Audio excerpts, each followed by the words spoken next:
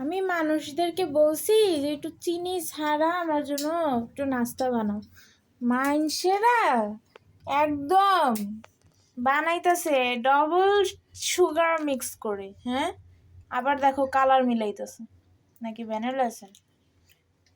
আমি মিষ্টি দিয়ে খাবো, আমি তোর জন্য আমি মিষ্টি ছাড়া বানাতে যাবো। তো আমার জন্য কি একটুখানি আমার জন্য আলাদা বানানো যাইতো না? যার যার খাবার শেষে বানাই খাবো। আমি যদি পারতাম তাহলে তো আমি তোমাকে বলতাম না, তাই না? আমার সাথে আমি বিরক্ত করিস না, কাজের সময় যা। তোমাকে আমি শুধু বিরক্তই করি।